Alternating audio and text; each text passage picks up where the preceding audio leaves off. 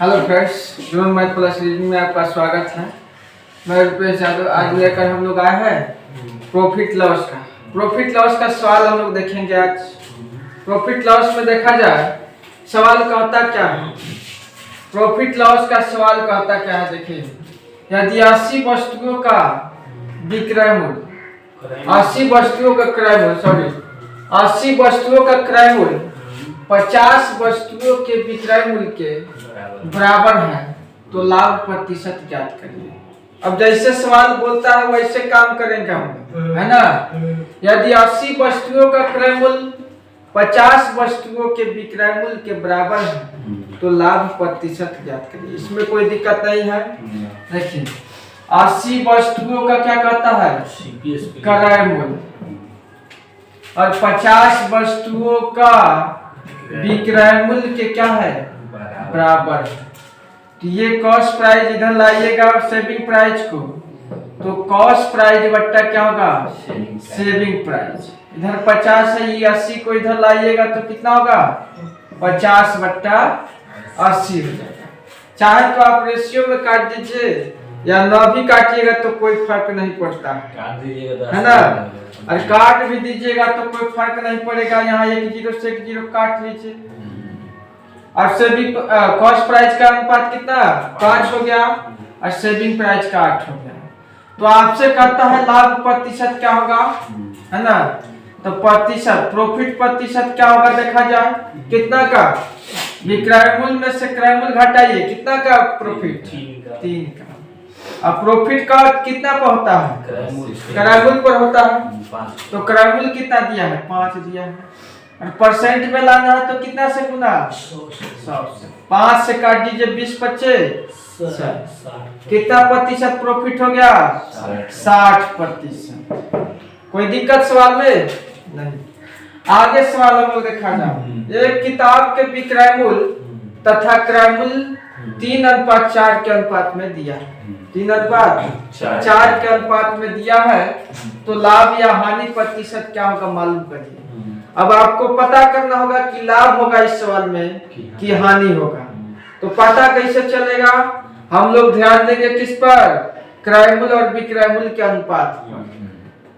यहाँ से पता चलेगा किसका मान अधिक है। तो यहाँ हम लोग देख रहे हैं कि विक्रय मूल्य कितना है, 3 है, और क्रय मूल्य कितना 4 है। तो क्रय मूल्य ज्यादा है तो क्या होगा बोलिए, लाभ होगा, हानि होगा। विक्रय मूल्य जब अधिक होगा तभी आपका लाभ होगा, है ना। विक्रय मूल्य जब विक्रय मूल्य अधिक होगा लेकिन विक्रय मूल्य और क्रय मूल्य का अनुपात 3:4, तो विक्रय मूल्य कम है और क्रय मूल्य ज्यादा है तो क्या होगा, हानि प्रतिशत होगा, है ना। तो हानि प्रतिशत यानी लॉस प्रतिशत बराबर होता क्या है, लॉस प्रतिशत बराबर क्या होता है देखिए। देख लीजिए एक बार, देख लीजिए सेविंग प्राइस और कॉस्ट प्राइस का अनुपात कितना दिया है, 3:4 दिया है, ठीक ना। तो लॉस प्रतिशत होगा, क्या होगा, क्योंकि यहाँ विक्रय मूल्य 3 है और क्रय मूल्य 4 है। तो क्रय मूल्य ही अधिक है तो क्या होगा, हानि होगा। विक्रय मूल्य अगर अधिक होता तो लाभ होता। तो यहाँ पे हानि प्रतिशत क्या आ जाएगा, लॉस प्रतिशत बराबर, दोनों में अनुपात कितना का अंतर, 1 का।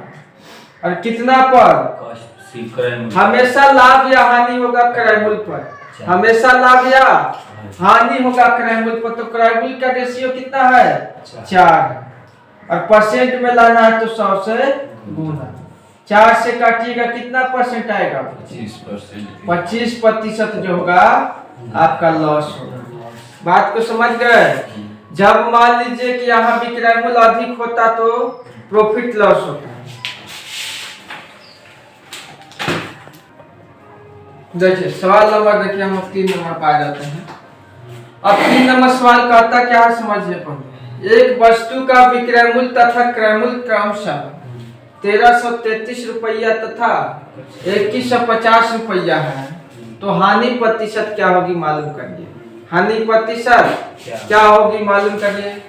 एक वस्तु का विक्रय मूल्य तथा क्रय मूल्य क्रमशः 1333 तथा 2150 है तो हानि प्रतिशत क्या होगी ज्ञात करिए। तो हानि कब होता है देखिए, पहले हम लोग एक बार लिख लेते हैं। सेविंग प्राइस बराबर कितना, सेविंग प्राइस का मतलब होता है विक्रय मूल्य, है ना।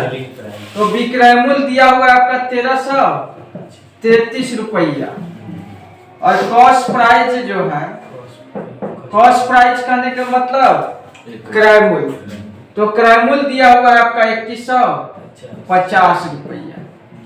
अब आपको पता होना चाहिए मूल्य का केस है, तो मूल्य के केस में क्या होता है, जब हम लोग देखेंगे तो लाभ या हानि किस पर होता है, क्रय मूल्य पर होता है।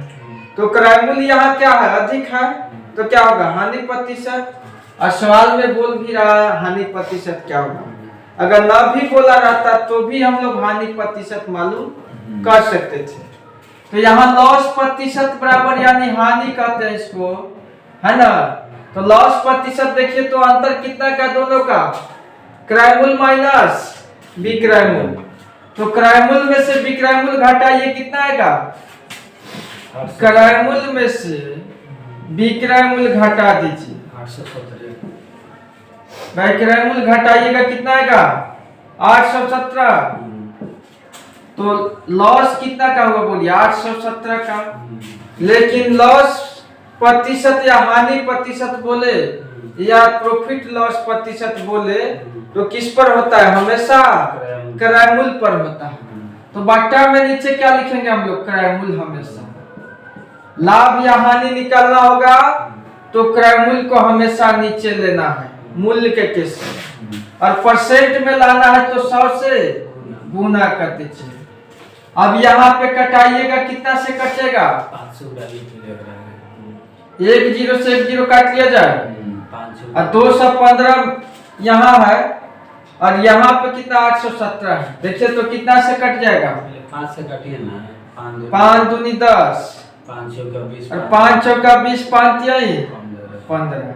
अब कितना से कटेगा, 43 7 3 का 9 7 19 बार में 19 3 57। देखिए तो 19 3 57 के साथ हाथ में 5, और 19 चौका 76 और 5 81, 9 से कटेगा, 19 बार में एक बार में कट जाएगा, 19 से कटेगा, 9 से कटेगा, 19 बार में जो है कट जाएगा पूरा, ठीक है। तो 19 दूना कितना 38, यानी 38% क्या होगा आपका लॉस होगा, 38% लॉस हो जाएगा, ठीक ना।